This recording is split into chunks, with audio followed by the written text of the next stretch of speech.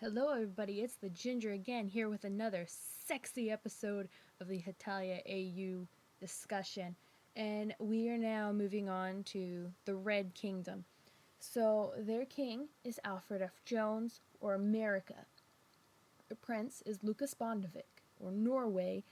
And the heir is Yekaterina Braginskaya, which is Ukraine.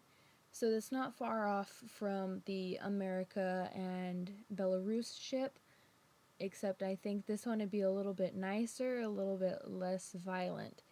And to me, it's just a better ship. So you all have your own opinions. I'm not saying that you can't ship those two. I'm not saying that you have to ship these two.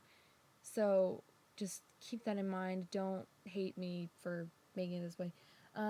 Their warden is Yao Wang or Yao Wang, whatever, which is China, and the Archon is Matthias Kohler or Matthias Kohler. I'm not sure which way that goes. I'm pretty sure it could go either way, which is Denmark. They have a direct democracy because their king is America. You know, freedom, America, woo, such a free country. Their place in the multiverse is the mountains because the red type in magic cards is the mountains. That's where they pull their magic from. And their language is just red, which is English for red. Such wonderful news. I'm pretty sure nobody knew that. Yeah, nobody knew what red meant in English. Yeah. Their military is powerful and large, which includes an equally sized and just equivalent mage unit, and it has many weapons and standing soldiers. All men are conscripted at age 16, and able-bodied women without children are conscripted at age 25. They are very militant and active and passive offensive.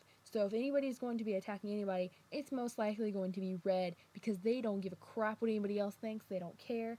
They are going to do whatever the heck they want to do. They are going to try to make everything equivalent, and they are pretty much on every other kingdom's hit list. I'm just going to say that right now, and you will understand why exactly later on when I get to colorless, because it's kind of the same reason that colorless isn't a kingdom anymore. And so yeah, that's all for that part of that. Their banner is the dragon. So dragons, violent, mean, big creatures. Their element is red, and they have fire and earth magic, which they call disaster magic after the destruction magic on Skyrim. They have Spirit of the Chimera, which I thought I didn't have on black, but I did. So this one is the Chimera. It's not like black where it wasn't the Chimera. This one is the Chimera. And they have the Dragon of Destruction. So their dragon is like built to bash things and like break things apart and kill a bunch of people, which is dramatic and really mean and rude and stuff. But anyway, that's all for the Red Kingdom. Now we have the Green Kingdom. The king is Elizabeta or Elizaveta Hetavari, which is Hungary. Not Hungary, Hungary. Hungary. Meow, Gary, and SpongeBob. I don't know. I'm gonna shut up. I'm stupid. The prince is Rivas Gallant or Galante, which is Latvia. Their heir is Matthew Williams or Canada. Their warden is Lily Zwengli, or however you want to pronounce that. Whatever your name for Liechtenstein is, it's Liechtenstein. Their archon is Emil Stilson, or Iceland.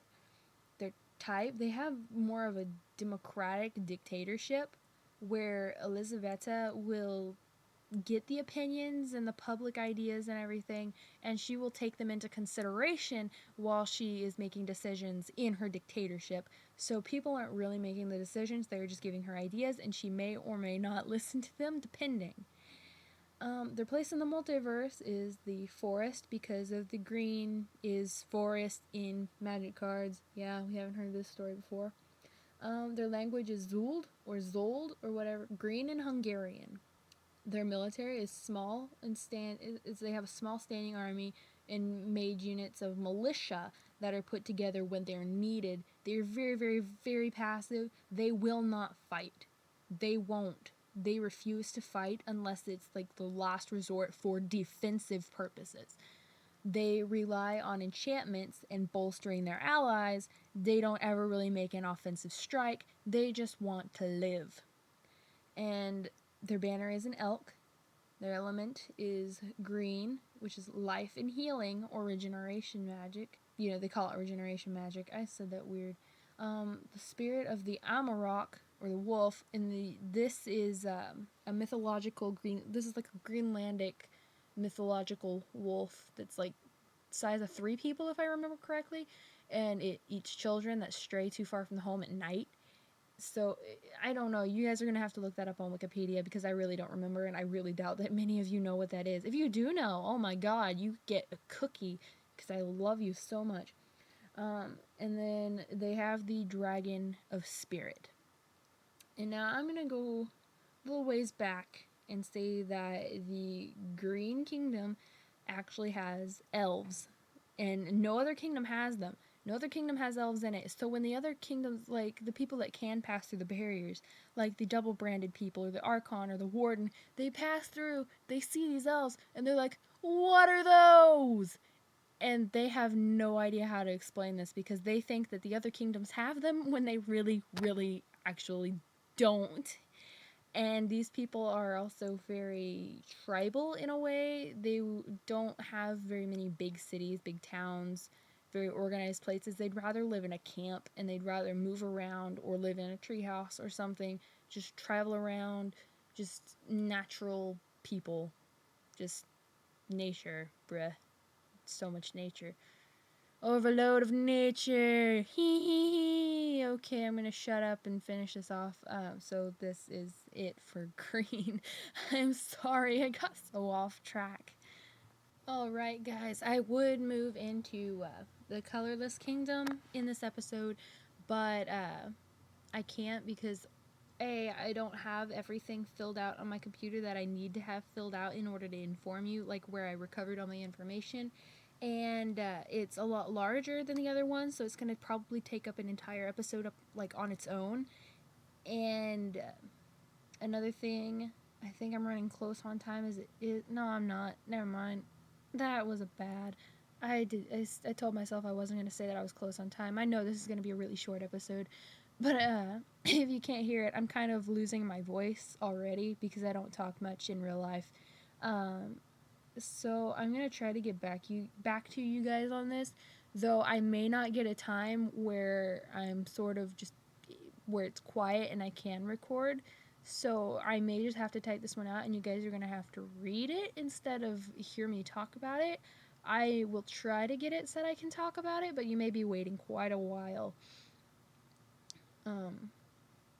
So it will be a bunch of the ancients and everything, and it does support the HRE is Germany theory thing. So I'm not sure how a lot of you are going to react to that, if you're going to really like it or really, really hate it. I don't know, but I'll get to that in the next episode. So have a fantastic day. Bye.